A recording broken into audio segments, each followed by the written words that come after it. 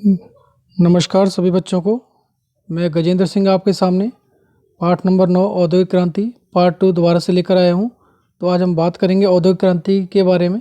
इसमें जो कंटेंट लिया गया है वो एनसीईआरटी की बुक की सहायता से और गूगल से कुछ इमेजेस ली गई हैं, इसको तैयार करने में इस्तेमाल किया गया है। तो बात करते हैं हम औद्योगिक क्रांति के अंतर्गत त्रिकोणीय व्यापार केंद्र क्या था, किसको ट्रायंगल ट्रेड सेंटर कहा गया है। तो इसमें हम नक्शे में आप देख पा रहे हैं, इसमें ट्रायंगल की शेप में एक मतलब इस रूट दिखाया गया है। इस रूट का क्या अर्थ है, ये जो क्षेत्र है ये वेस्ट इंडीज़ का क्षेत्र है और ये आपका इंग्लैंड या ब्रिटेन का क्षेत्र है और ये क्षेत्र है आपका अफ्रीका। तो ये अफ्रीका और वेस्ट इंडीज़ के बीच में इंग्लैंड, अफ्रीका और वेस्ट इंडीज, ये जो तीन देश हैं, इन देशों के बीच में जो व्यापारिक केंद्र हुआ इंग्लैंड का, इससे यहाँ पर ये आयात और निर्यात करते थे, व्यापार सिस्टम चलता था। इसी को ही ट्रायंगल या त्रिकोणीय व्यापार केंद्र के नाम से जाना जाता है। औद्योगिक क्रांति जब हुई तो उस औद्योगिक क्रांति से क्या क्या नुकसान हुए, ऐसे क्या क्या गलत इफेक्ट पड़े, उसके बारे में चर्चा करते हैं। तो पहला है, औद्योगिकरण से परिवारों में बिखराव की स्थिति उत्पन्न होने लगी थी। मतलब कहने का मतलब ये, जो लोगों को रोजगार तो मिला लेकिन इस रोजगार ने उन लोगों के बीच में बहुत ही गहरी खाई पैदा कर दी। लोग अपने परिवारों को छोड़ कर अब दूर जाने लगे नौकरी की तलाश में, रोजगार की तलाश में। उसके बाद रोजगार की तलाश में गांव से शहरों की ओर लोग पलायन करने लगे। कहने का अर्थ यह है कि जो शहर थे, उन शहरों में औद्योगिकरण का विकास हुआ लेकिन गांव में कम हुआ। अब उस रोजगार की इच्छा ने या रोजगार की तलाश ने लोगों को गांव से शहर की ओर पलायन करने के लिए मजबूर कर दिया। शहरों का रूप विकृत होना, विकृत का मतलब है जो छोटे छोटे शहर थे, अब वहाँ जनसंख्या बढ़ने लगी, लोग रोजगार की तलाश में शहरों की ओर जाने लगे। जब ये लोग शहर की ओर गए तो इन्होंने अपने वहाँ पर जब अधिकता हुई, शहरों में जनसंख्या बढ़ी, तो एक नया विकृत रूप पैदा होने लगा। टेढ़ा मेढ़े कॉलोनियाँ बसने लगीं और जब ये कॉलोनियाँ इधर उधर जब फैलने लगी तो इन्होंने वहाँ पर जो वाटर ड्रेनेज था, जो वहाँ की जो निकास प्रणाली थी पानी की, गंदगी की, उसको प्रभावित करा। और जब जनसंख्या बढ़ने लगी तो वहाँ पर गंदगी भी बढ़ने लगी। ब्रिटेन के औद्योगिकरण की कितनी मानवीय और भौतिक कीमत चुकानी पड़ी। गरीब मजदूर, खासकर बच्चों की दुर्दशा, पर्यावरण का क्षय हुआ तथा हैजा तथा तपेदिक बीमारी हुई। जब औद्योगिकरण हुआ, इस औद्योगिकरण के कारण जब वहाँ फैक्ट्रियाँ बनी, उन फैक्ट्रियों में पर्यावरण को भी इसका नुकसान भुगतना पड़ा। क्योंकि पर्यावरण में जो दूषित जो हवा थी वो इनसे निकलती थी, औद्योगिकरण के कारण जो उद्योगों से निकलती थी, तो उससे पर्यावरण दूषित होने लगा था। और उसके साथ साथ जो उद्योगों से निकलने वाला जो कूड़ा कचरा और इसके अलावा जो केमिकल्स जो होते थे वो पानियों में मिल जाया करते थे, और उस पानी का जब ये लोग सेवन करते थे तो उससे बड़ी बड़ी बीमारियां उत्पन्न होने लगी, जैसे कि हैजा, तपेदिक। तो ये सब बीमारियां उनको झेलनी पड़ी और उसके साथ साथ बच्चों को ये बीमारियों को झेलना पड़ा और उनको नुकसान भुगतना पड़ा। तो इसमें चित्र में आप देख रहे हैं, यहाँ पर कई चार चित्र मैंने देख रखे हैं। इसमें इस चित्रों के माध्यम से आप समझ सकते हैं किस तरीके से ये जो पानी की जो किल्लत जब चारों तरफ होने लगी तो पानी को पीने के लिए ये लोग मजबूर होने लगे। उसी गंदे के पानी को ये लोग पीकर अपना गुजारा करने लगे। अब ये देखो यहाँ पर केमिकल दिखा रखा है, जैसे केमिकल है जो ये क्या है, यहाँ पर जो इंडस्ट्री है, जो इंडस्ट्री दिख रही है, इस इंडस्ट्री के साथ ये पाइपलाइन जुड़ी हुई है। यहाँ से इंडस्ट्री से जो गंदा पानी आता है वो इस पीने के योग्य पानी के अंतर्गत मिलकर इस पानी को भी दूषित कर रहा है। और ये जो एटमॉस्फेयर में ये जो आप देख रहे हैं धुआं जा रहा है, चिमनियों से निकलता है धुआं जो फैक्ट्री का है। इस औद्योगिकरण के कारण जब यहाँ पर विकास तो हुआ, लेकिन विकास के साथ साथ इसी विकास ने उनसे जो केमिकल्स हैं और जो धुआं है और वहाँ से दूषित जो पानी है, इसने समाज में इसको ज़्यादा फैलाया, पर्यावरण में ज़्यादा फैलाया, जिससे कि वहाँ के लोगों की जनता को इसका सामना करना पड़ा। समाजवाद क्या है? उत्पादन का एक ऐसा विशिष्ट सिद्धांत है जिसके अंतर्गत उत्पादन के साधनों पर संपूर्ण समाज का स्वामित्व होता है या कायम रहता है। कहने का तात्पर्य यह है कि इसमें एक किसी व्यक्ति विशेष को महत्व न देकर सभी व्यक्ति मिलकर जिस भी कार्य को करते हैं या जिस किसी उत्पादन को करते हैं या कोई फैक्ट्री लगाते हैं, कोई उद्योग लगाते हैं, तो ये सब एक क्या कहलाता है, समाजवाद कहलाता है। एक ऐसा सिद्धांत है जिस पर सभी लोगों को उस पर एकाधिकार प्राप्त होता है। एक का अधिकार न प्राप्त होकर सबको अधिकार मिलता है। दूसरा है पूंजीवाद। पूंजीवाद क्या है? इस व्यवस्था के अंतर्गत उत्पादन के साधनों पर केवल केवल केवल एक ही व्यक्ति का स्वामित्व कायम रहता है। इसमें क्या है कि कोई एक व्यक्ति अपनी फैक्ट्री लगाता है तो उसमें जो काम करने वाले जो मजदूर हैं या सर्वहारा वर्ग हैं, उनका उसमें कोई रोल नहीं होगा। खाली वो वहाँ पर प्रोडक्शन बनाएंगे और उसके बदले में उनको पैसे दे दिए जाएंगे और बस वहीं तक उनका काम खत्म। बाकी जो निर्मित वस्तु है उसको जो उद्योगपति है, जो उनका मालिक है, उसको कहीं भी बाजार में किसी भी रेट में बेचे, वो और जो भी पैसा आएगा या जो भी इसको प्रॉफिट होगा, वो प्रॉफिट फिर बाद में उस मालिक का होगा। उसमें ऐसा नहीं कि जो प्रॉफिट आया उस प्रॉफिट को सभी में समान तरीके से वितरित किया जाए, ऐसा कुछ नहीं। ये खाली समाजवाद के अंतर्गत होता है। समाजवाद में जो भी वस्तु निर्मित होती है, जो भी पैसा उसमें बचता है या जो भी प्रॉफिट होता है, उस पर सभी लोगों का समान तरीके से अधिकार होता है, समान स्वामित्व होता है। लेकिन पूंजीवाद में क्या है, इसका उल्टा है कि जो भी प्रॉफिट होगा, जो भी उत्पादन होगा, उस पर एक व्यक्ति का ही अधिकार होता है, सभी व्यक्तियों का अधिकार बिल्कुल भी नहीं होता है। औद्योगिक क्रांति के प्रभाव बच्चों तथा औरतों पर नकारात्मक रहे। यह आप एक चित्र के माध्यम से आप देख रहे हैं, ये जो कोयले की जो खान है, इससे जो कोयला निकाला जा रहा है, तो इसमें जो बच्चे का रोल दिखा रहा है, बच्चे धक्का मार रहा है, जो लेडीज उसे खींच रही है, क्योंकि इतनी स्थिति मजबूर कर देने वाली हो गई थी वहाँ पर, क्योंकि लोगों की जनसंख्या बढ़ने लगी। अब लोग आप गाँव से शहर की ओर आ तो गए, लेकिन धीरे धीरे उन्होंने वहाँ पर पैसे की मजबूरी को देखते हुए उन्होंने वहाँ पर काम करने के लिए उनको मजबूर होना पड़ा। तो बच्चे भी और औरतें भी इस औद्योगिक क्रांति में एक बहुत ही मुख्य भूमिका इन लोगों ने निभाई और अपना नुकसान इन्होंने भुगता। उसके बाद शैशवावस्था में बच्चों की मौत होने लगी, क्योंकि जब लेडीज़ जब काम करेंगी, जब औरतें जब काम करती थी, तो उनको काम का नुकसान भुगतना पड़ता था। जो बच्चे होते थे, छोटी सी उम्र में ही जन्म देते ही बच्चे मर जाते थे, क्योंकि कुपोषित होते थे, पानी उनको अच्छा नहीं मिलता था, खाने पीने की जो वस्तुएं थी वो उनको सही नहीं मिलती थी, जिस कारण उनके शैशवावस्था में बचपन में भी छोटे से बच्चे के कारण ही उनकी मृत्यु हो जाया करती थी। घिनौनी व गंदी बस्तियों में रहना। अब ये लोग अपने आसपास के जो क्षेत्र थे उसमें ही रहते थे, क्योंकि इनको वहाँ से फैक्ट्री के पास ही रहना पड़ता, ज़्यादा दूर जाते थे तो उनको आने में ज़्यादा समय लगता था।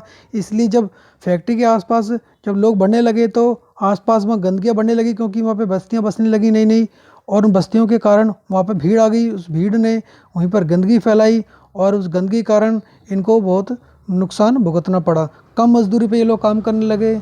जब एक व्यक्ति किसी फैक्ट्री में काम करता है उसको सही रेट मिलता है, जब 10 व्यक्ति आ जाते हैं तो फिर वो कम मजदूरी में काम करने के लिए मजबूर हो जाते हैं, क्योंकि कंपटीशन आ जाता है, प्रतियोगिता आ जाती है और काम के घंटों को फिर बढ़ाया जाता है। तो इस तरीके से जो मालिक थे, जो पूंजीपति वर्ग थे, उन लोगों ने इन लोगों का खूब फ़ायदा उठाया और इनको उसका नुकसान भुगतना पड़ा।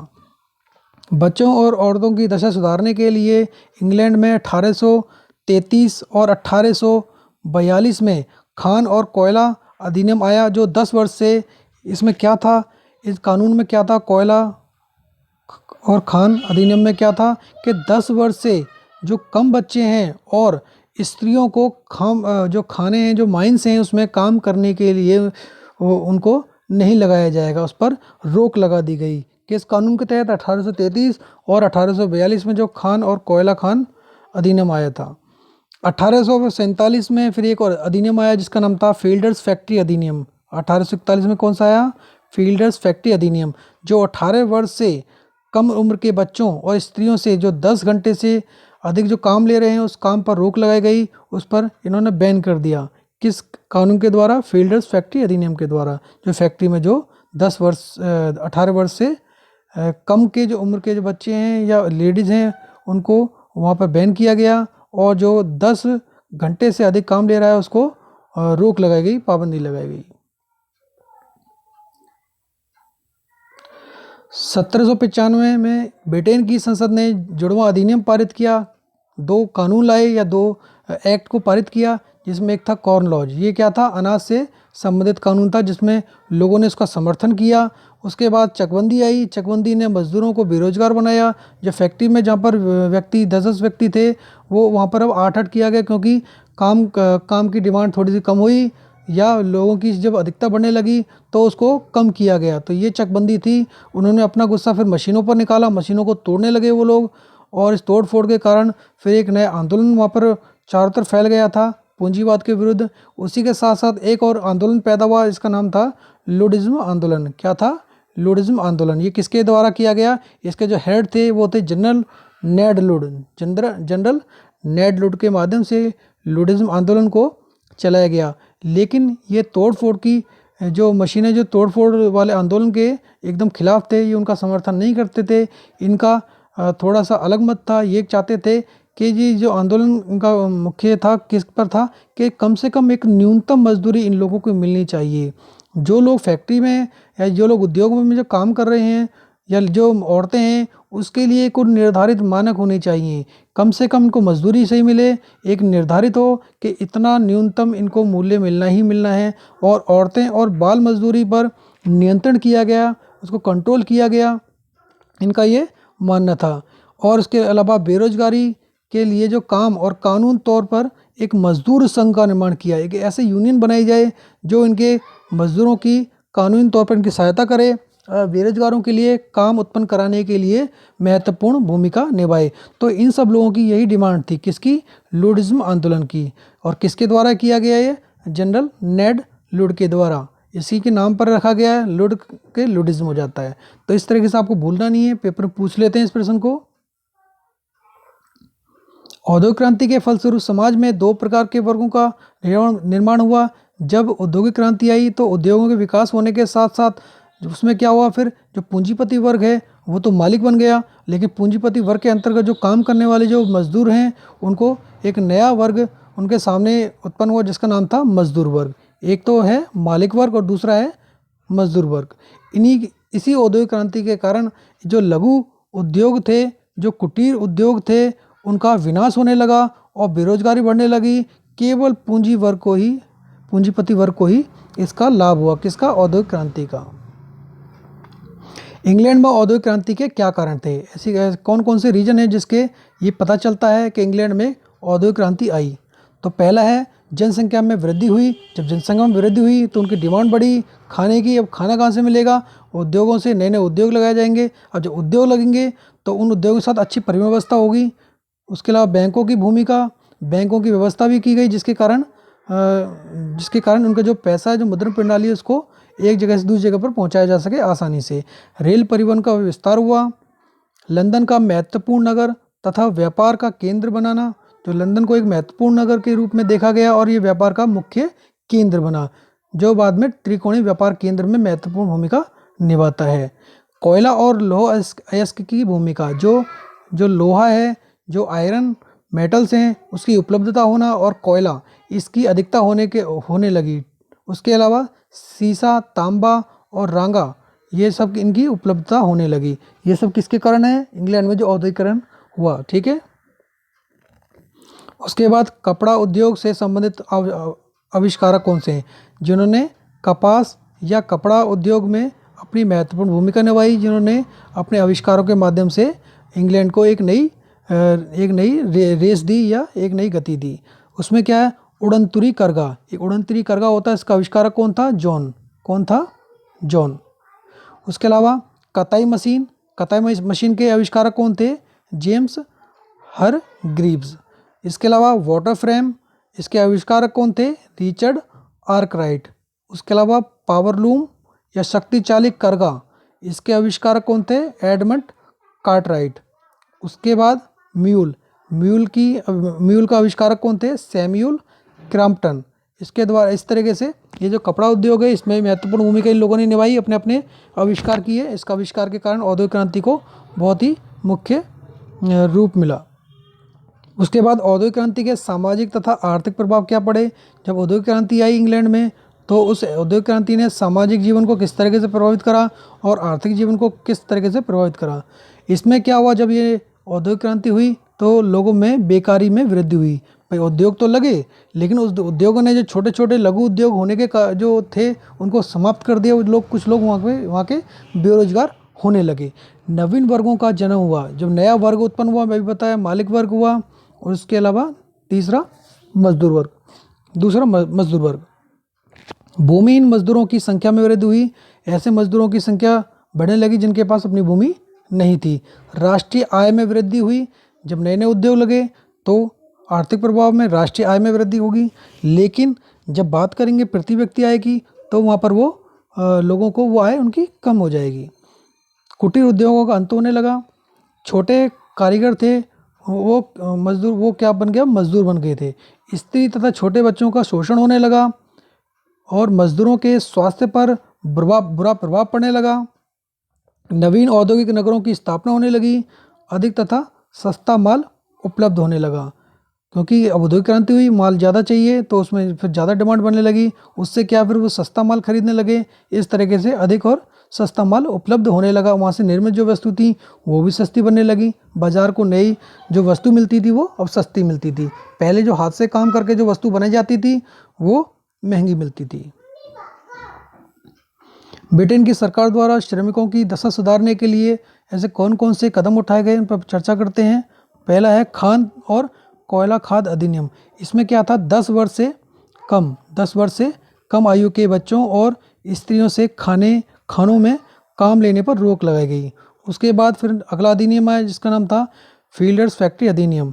इसमें क्या था, 18 वर्ष से जो कम उम्र के बच्चे हैं और स्त्री हैं उनसे 10 घंटे से अधिक काम ना लिया जाए।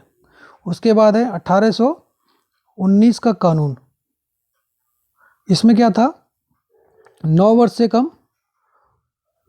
से कम आयु वाले बच्चों से फैक्ट्रियों में काम लेने पर रोक लगाई गई थी। उसके बाद फिर 1833 में एक नया अधिनियम आया, नया एक्ट आया। उसमें क्या था, 9 वर्ष से कम आयु वाले बच्चों को केवल रेशम की फैक्ट्री में काम करने पर लगाया जाए, ना कि खानों में या मतलब ज़्यादा ही कहते हैं वो मतलब ज़्यादा ही उसमें खान वाले या फिर परेशानी वाले कामों में ना लगाया जाए। उसके बाद 10 घंटा विधेयक आया। इसमें क्या था, स्त्री और युवकों को जो काम दिया जा रहा है उनको उस काम में उनको 10 घंटे तक ही काम करना उनका निश्चित किया जाए। तो आज के लिए इतना ही, धन्यवाद।